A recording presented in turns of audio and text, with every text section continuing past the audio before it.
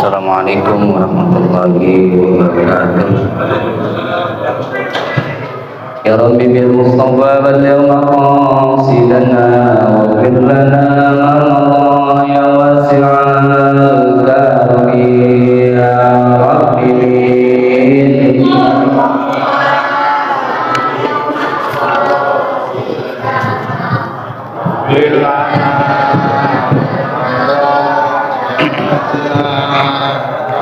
Muhammad al-Fatihah ila hadratin Nabi Muhammad sallallahu alaihi wasallam wa ala alihi wa sahbihi wa dzurriyyatihi wa ahli baitil kiram ila hadrati khairil anbiya'i wal mursalin wal awliya'i wasyuhada'i was-shalihin wa tabi'in wal ulama'i al-'amilin wa ila jami'il malaikatil muqarrabin wa sultanil awliya'i ta'ala syi'atul qadir al-Jilani qaddasallahu sirrahu as-sadiq wa ridhil alim ajma'in wa ila hadratin ya Allah sayyidina Rasulullah. Al-Fatihah. A'udzubillahi minasyaitonir rajim. Bismillahirrahmanirrahim. Alhamdulillahirabbil alamin arrahmanir rahim maliki yaumiddin. Iyyaka na'budu wa iyyaka nasta'in. Shiratal mustaqim. Shiratal ladzina an'amta 'alaihim ghairil maghdubi 'alaihim waladdallin.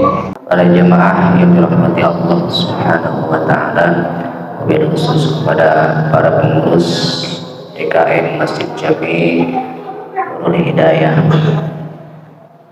beserta jajaran yang dirahmati Allah Subhanahu wa taala. Alhamdulillah pada malam hari ini kita berkumpul bertatap muka berwajah menunaikan kewajiban kita, yaitu salat maghrib berjamaah yang insya Allah kita lanjutkan pada malam hari ini, yaitu dengan pembacaan kitab Hadis Arba'in. Mudah-mudahan pengajian kita pada malam hari ini diberikan ilmu yang manfaat. Salawat serta salam semoga Allah senantiasa curahkan kepada baginda Nabi besar Muhammad sallallahu alaihi wasallam, baik untuk para keluarganya, para sahabat, tabi'in wa tabi'at, dan mudah-mudahan kita semua selaku umatnya insyaallah termasuk umat yang mendapatkan syafaat dari baginda Rasulullah sallallahu alaihi wasallam. Baik para jemaah yang dirahmati Allah, kita awali taklim kita. Bismillahirrahmanirrahim. Qala al-mu'allif rahimahullah wa nafa'ana wa nafa'ani bi ulumihi fid darain amin ya rabbal alamin. Al-hadits tsani, hadis yang kedua. An Umar radhiyallahu ta'ala anhu aidan. Hadis yang kedua diriwayatkan dari Umar radhiyallahu anhu.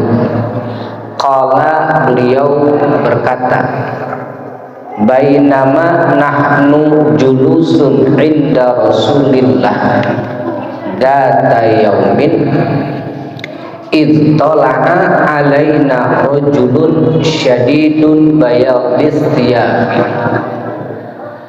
Kata Sayyidina Umar,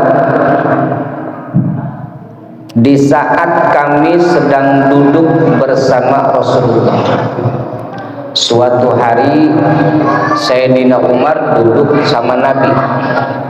Ini disebutnya sahabat.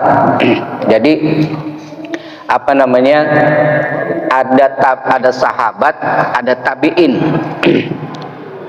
Kalau sahabat itu orang yang hidup di zaman Nabi, duduk dan ketemu sama Nabi, mengalami hidup bersama Nabi, itu disebutnya sahabat. Sementara di bawah sahabat, setelah Rasul wafat, itu disebutnya tabi'in. Orang yang enggak ngelihat Nabi. Di zaman khalifah itu disebutnya tabi'in. Di zamannya khalifah. Habis khalifah, zamannya tabi'in. Tabi'in wa tabi'in, lalu sampai nih ke bawah sama kita ini, kita disebut umatnya Nabi Muhammad. Nah kalau kita mah nggak pernah ngelihat, nggak ngalamin zaman Nabi, Kita hidup bukan di zaman Nabi Muhammad, bahkan kita nggak pernah tahu, belum pernah melihat bentuk wajahnya Nabi Muhammad. Jadi kita di zaman ini disebutnya zaman terakhir, orang terakhir dati kita. Ada di sini yang udah pernah mimpi ketemu Nabi? Ya Pak, yang tidurnya mimpi ketemu Nabi? Belum ya? Bagaimana? Itu pernah juga kagak. Makanya kalau kita tidur itu usahakan tidur itu punya wudhu.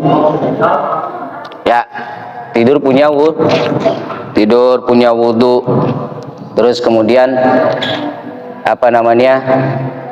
Sebelum tidur sholatlah 2 rakaat. Sholat 2 rakaat. Sholat 2 rakaat, kemudian jangan lupa tuh baca sholawat sambil megang tasbih.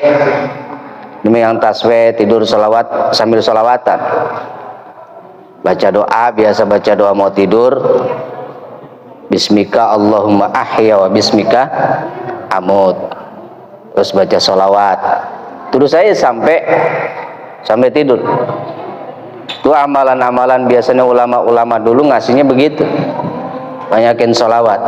Kalaupun kita belum pernah ketemu Nabi, insya Allah kita ketemu orang-orang soleh. Paling enggak kita mimpinya mimpi yang cakep-cakep dah, mimpi yang bagus, nggak mimpi dikejar-kejar dealer, nggak mimpi dikejar-kejar debt collector. Paling enggak mimpinya yang bagus. Apalagi mimpi dikejar-kejar pinjol. Jangan lupa wudhu. Bahkan dibiasakan kalau kita pulang dari mana, kecuali dari masjid atau dari majlis, selain dari 2 itu, pulang sebelum masuk kamar itu wudhu dulu. Wudhu, ngebuang aura-aura negatif yang dari luar tuh. Kita buang aura-aura negatif yang dari luar. Nah, Sayyidina Umar pada saat itu bertemu dengan Rasulullah Sallallahu Alaihi Wasallam, duduk bareng bersama Nabi. Ittala'a alaina rajulun syadidun bayadis siyabi. Lalu tiba-tiba muncul seorang laki-laki yang sangat putih bajunya. Syadidu sawadi sya'ri, bajunya putih dan sangat hitam rambutnya. Rambutnya hitam pekat. La yura alaihi atharus safari. Tapi nggak tahu itu laki-laki itu nongolnya mulai dari mana. Coba pakai ini, ini gemak banget. Cek. Ini aja kedengeran Pak ya. La yura alaihi atharus safari. Tapi orang itu, laki-laki tersebut, tiba-tiba celek aja ada di depan Nabi. Nggak tahu masuknya dari mana, lewat pintu mana, apa lewat depan, apa lewat belakang, atau lewat samping. Tiba-tiba ada di depan Rasulullah Sallallahu Alaihi Wasallam. Sayyidina Umar kaget tuh. Ini orang masuk dari mana ini? Tiba-tiba ada di depan Nabi. La ya'rifuhu minna ahadun, bahkan nggak ada orang lain yang ngelihat. Nggak ada orang lain yang ngelihat masuknya dia. Sayyidina Umar pun nggak tahu nih orang, tahu-tahu ada di depan Nabi aja. Tiba-tiba muncul, nggak tahu lewat pintu mana, nggak ada pun satu pun yang tahu. Hatta jalasa ilan Nabi Sallallahu Alaihi Wasallam fa asnada rukbataihi ila rukbataihi, sehingga itu laki-laki tersebut duduk di hadapan Nabi, fa asnada rukbataihi ila rukbataihi. Lalu kemudian seorang laki-laki tersebut menyandarkan atau meletakkan kedua lututnya di depan lututnya Nabi. Jadi lutut ketemu lutut nempel, rapat begini. Iya. Wado'a kaffaihi ala fakhidaihi, dan kemudian laki-laki tersebut meletakkan kedua telapak tangannya di atas kedua pahanya. Sampai dijelasin detail seperti itu tuh. Jadi telapak tangannya si laki-laki tersebut memegang atau meletakkan di atas kedua pahanya Nabi. Gini ya. Berarti telapak tangannya berada di atas kedua pahanya Nabi Shallallahu Alaihi Wasallam. Lalu kemudian laki-laki itu bertanya kepada Rasulullah, wa qala ya Muhammadu akhbirni anil Islam. Ya Muhammad, akhbirni anil Islam. Ceritakan kepadaku tentang Islam. Nabi Muhammad Rasulullah sudah diberikan kabar tentang Islam, tentang rukun-rukun Islam. Lalu kemudian ditanya oleh laki-laki tersebut, kemudian dijawab oleh Rasul dan kedengeran sama sahabat-sahabat yang lain, begitu. Akhbirni anil Islam. Ya Muhammad, ceritakan kepadaku tentang Islam. Faqala Rasulullah sallallahu alaihi wasallam, maka Rasulullah sallallahu alaihi wasallam menjawab, al-Islamu, yang namanya Islam itu adalah antashhada alla ilaha illallah wa anna Muhammadar Rasulullah. Kata Nabi, Islam itu adalah antashhada, engkau bersaksi alla ilaha illallah wa anna Muhammadar Rasul. Engkau bersaksi bahwasanya tidak ada Tuhan kecuali Allah, dan bahwasanya Muhammad Rasulullah itu adalah utusannya Allah. Bersaksi itu. Ada yang nanya, Ustadz, kita kan katanya juga lahir dalam keadaan Islam, sudah bersyahadat. Syahadatnya kita kapan? Bapak yang dirahmati Allah, sewaktu kita lahir ke alam dunia ini, ruh kita sebenarnya sudah bersyahadat. Ketika kita lahir ke alam dunia kan, itu Allah bertanya kepada para arwah, kepada ruh. Ketika malaikat meniupkan ruh ke jasad kita nih, lalu kemudian ditanya oleh Allah, alastu birabbikum, apakah aku Tuhan kalian? Lalu arwah itu pada menjawab, para ruh itu pada menjawab, qalu bala syahidna, tentu ya Allah, kami bersaksi bahwa engkau adalah Tuhan kami. Tuh persaksian kita. Ustaz, kalau persaksian kan berarti ada yang nyaksiin. Siapa yang nyaksiin? Lah di sekelilingnya kita itu ketika ruh dimasukkan, sekelilingnya adalah para malaikat. Sekelilingnya adalah para malaikat. Gak ada manusia. Beda kalau kita nikah. Kalau kita nikah mah yang nyaksiin siapa? Mertua, calon mertua. Calon mertua dan para saksi laki-laki. Dua saksi laki-laki gitu, dari pihak laki-laki dan pihak perempuan. Lalu kemudian dinikahkan, saksinya orang juga. Tapi ketika kita lahir ke alam dunia, kita sudah bersyahadat asyhadu alla ilaha illallah.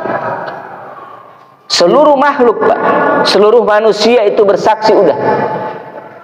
Jadi seluruh manusia sudah bersaksi, bersyahadat ketika dia lahir ke alam dunia, ruh ditiupkan oleh malaikat, itu sebenarnya sudah ada persaksian. Tapi kan Ustadz, buktinya yang lahir ke alam dunia ini agama kita macam-macam. Ada agama Islam, ada agama Kristen, Katolik dan Protestan, ada agama Yahudi, Konghucu, Hindu, Buddha. Kalau memang pada saat itu sudah bersaksi, harusnya mestinya Islam semua dong. Makanya para jamaah, sebenarnya manusia itu diciptakan oleh Allah untuk menjadi khalifah. Manusia diciptakan oleh Allah untuk menjadi khalifah, dan pada saat itu juga manusia sudah diberikan tugas oleh Allah. Apa tugasnya? Wa ma khalaqtul jinna wal insa illa liya'budun. Tugasnya kita sebagai hambanya Allah adalah untuk ibadah. Jadi ibadah itu seperti baik ibadah mahdhah ataupun ibadah ghair mahdhah itu untuk seluruh manusia, untuk jin dan manusia. Manusia yang mana? Seluruh manusia. Awalnya begitu. Maka disebutnya khitabnya, khitab taklif, khitab wado. Khitab wado itu Allah memerintahkan kepada jin dan manusia adalah untuk ibadah, menyembah Allah. Lewat mana? Lewat sholat, lewat puasa, zakat, haji, dan seterusnya. Lantas kemudian kenapa ada beda-beda agama? Nah, disitulah yang disebut dengan kullu mauludin yuladu alal fitrah. Setiap yang baru dilahirkan itu semuanya dalam keadaan suci, kagak punya dosa. Suci nggak punya dosa karena sudah berkomitmen kepada Allah, sudah ada persaksian, bersaksi tidak ada Tuhan kecuali Allah. Tapi ketika orang itu lahir dari rahim ibundanya yang punten-punten, yang beda agama, maka disitulah Allah berfirman, kullu mauludin yuladu alal fitrah fa abawahu ayyuhawwidanis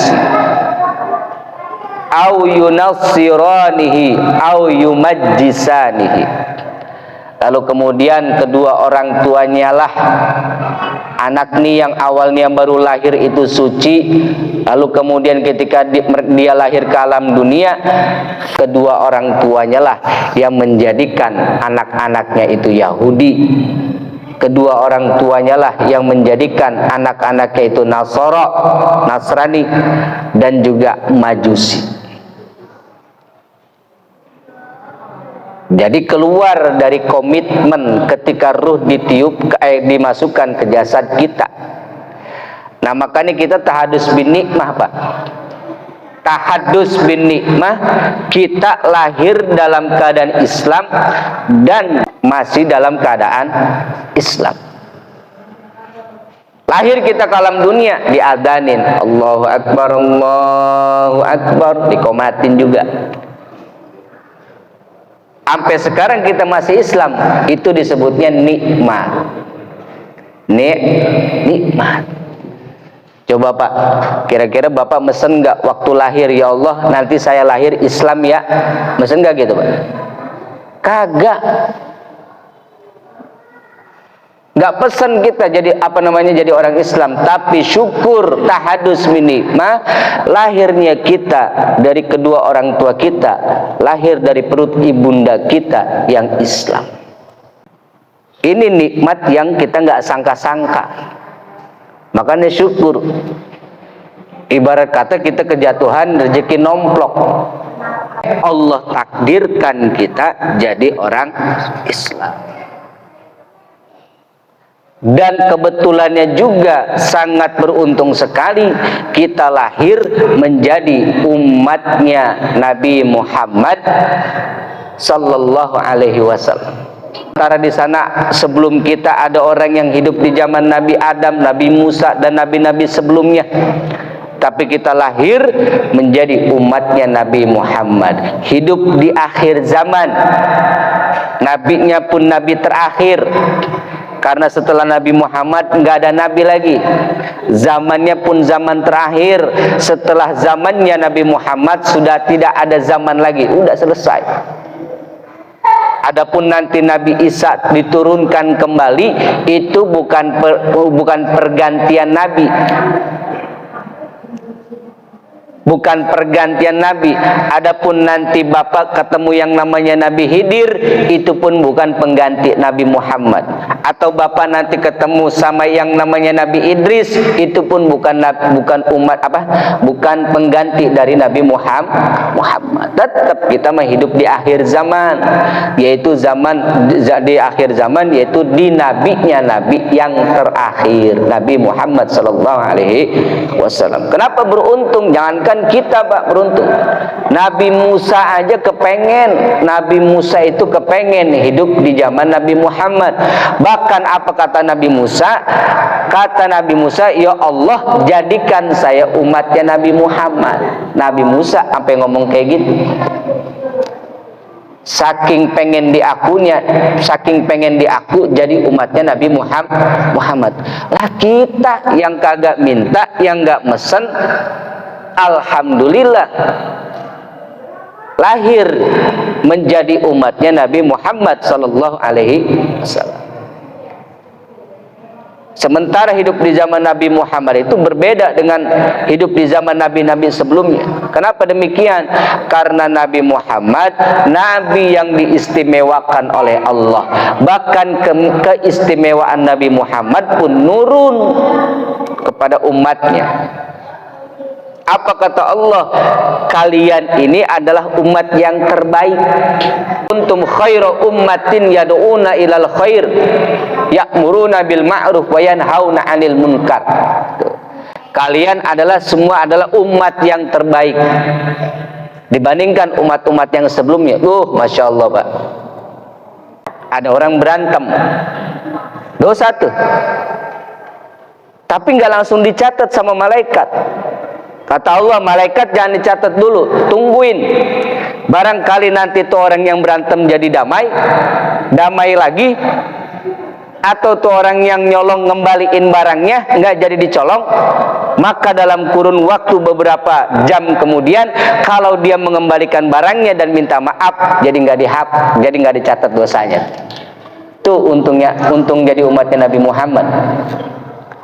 Sementara hidup di zaman Nabi Musa Pak, di zaman Nabi Musa mah orang yang kagak sholat diapain?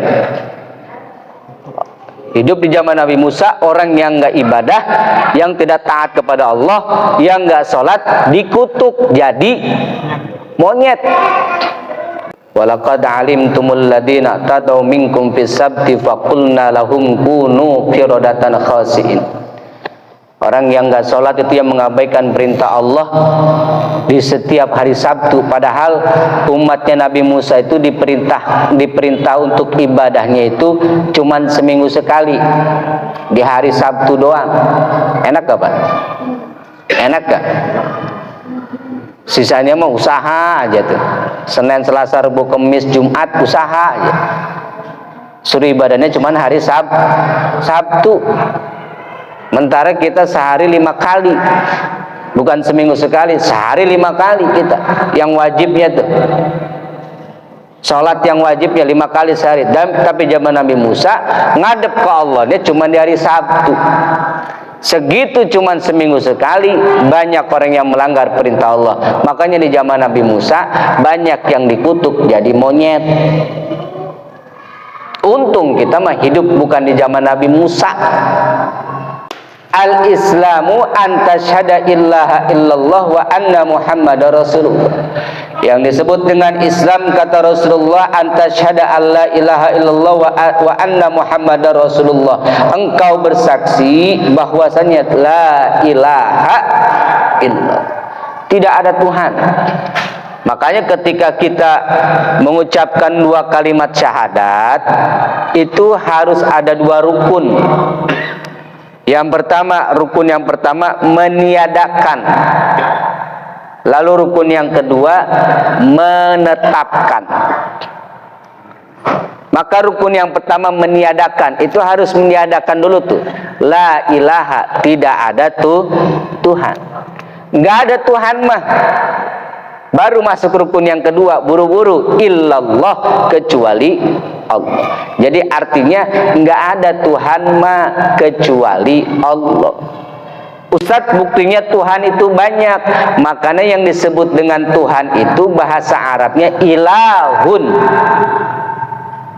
Ilahun itu yang artinya definisinya adalah kullu ma'budin bihaqqin au bibatilin. Segala sesuatu sesembahan, baik yang hak ataupun yang batil. Dalam kamus Arab disebutnya Tuhan. Yang disembah, baik itu yang benar ataupun yang kagak benar, itu disebutnya Tuhan.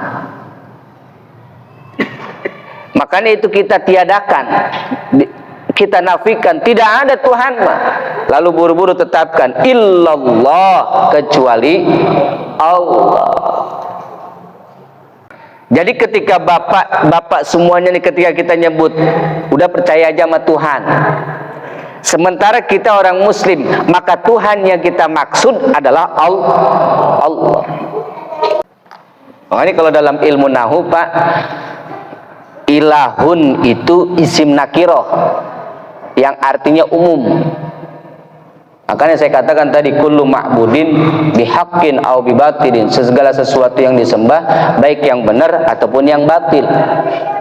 Ilahun itu namanya isim nakiroh. Nakiratun qabilu al-mu'athiru awwaqi'un mawqi'a ma qudzikira. Isim nakiro itu isim yang sifatnya umum dan menerima tanwin dan juga bisa pakai alif lam. Lalu kemudian dari ilahun ada lafaz Allah. Lafaz Allah sendiri kalau dilihat dari perspektif ilmu nahwu atau gramatika bahasa Arab, Allah itu dari kata ilahun. Setelah ilahun dima'rifatkan dengan alif lam, jadi al-ilahu. Dima'rifatkan dengan alif lam, jadi al-ilahu. Setelah al-ilahu, hamzah dalam lafaz al-ilahu, yaitu hamzah yang kedua, itu dibuang. Setelah dibuang, diidghamkan lam yang pertama kepada lam yang kedua. Awalnya jadi al-lahu. Setelah al-lahu, idghamkan lam yang pertama dengan idgham yang kedua, jadi Allahu. Ma'rifat datu. Enggak umum lagi. Jadi kalau menyebutkan nama Tuhan itu umum. Kalau yang nyebutnya orang Islam, maka yang dimaksud dengan Tuhan itu adalah Allah. Tapi kalau sudah menyebut Allah, ya Allah, Tuhan yang paling berhak untuk disembah. Udah nggak ada yang lain lagi. La ilaha illallah. Makanya bahasa yang benar mah tidak ada Tuhan kecuali Allah.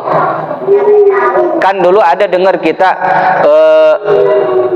seorang mahasiswa yang membuat kalimat itu, tidak ada Allah kecuali Allah. Tidak ada Allah kecuali Allah. Nah, itu kalimat yang salah. Kenapa dikatakan salah? Karena dalam kalimat la ilaha illallah itu ada la nafi, lalu kemudian diikhrajkan, dikecualikan. Maka untuk mengecualikan sesuatu perkara, mengkhususkan sesuatu perkara, ambil yang umum dulu, yang khusus jangan dikhususkan lagi, tapi yang umum bisa dikhususkan, gitu. Yang khusus jangan dikhususkan lagi.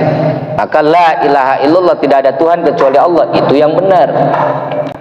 Antasyhadu alla ilaha illallah, tidak ada Tuhan kecuali Allah, wa anna Muhammadar Rasulullah, dan bahwasanya Muhammad itu adalah utusan Allah. Perhatikan utusan Allah. Utusan Allah yang dimaksud di sini adalah Rasulullah.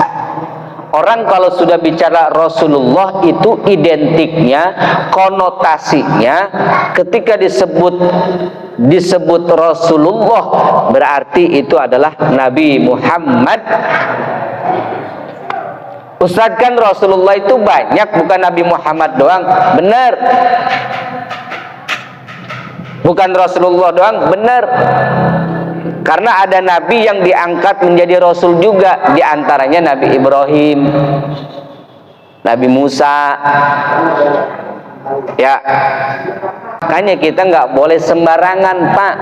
Nggak boleh sembarangan memakai nama Rasulullah dinisbatkan atau disematkan kepada orang selain Nabi Muhammad. Nggak boleh. Tuqimus sholata. Yang kedua, kata Nabi, yang disebut dengan Islam itu adalah wa tuqimus sholata, mendirikan sholat.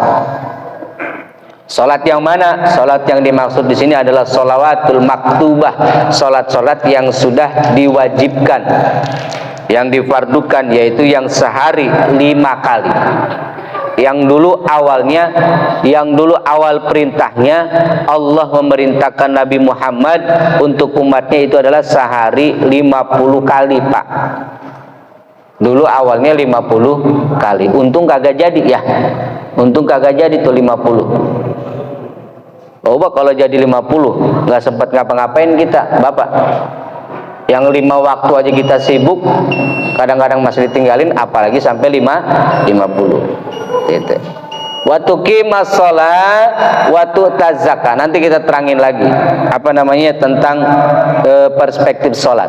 Jadi gampangnya sekarang yang dimaksud dengan Islam itu baru 2. Yang pertama bersyahadat, yang kedua sholat. Jadi orang yang beriman itu wajib mengerjakan sholat. Jangan dianggap sholat itu sebagai beban. Tapi kita yakini bahwa dengan sholat itu akan meringankan beban. Karena dengan sholat beban kita bakalan ringan. Ringan gimana Ustadz? Bakal ringan nanti Pak. Di akhiratnya bakal ringan.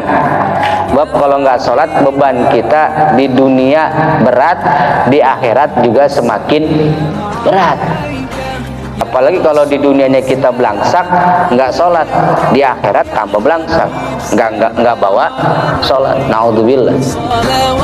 Allahu a'lam. Al-Fatihah.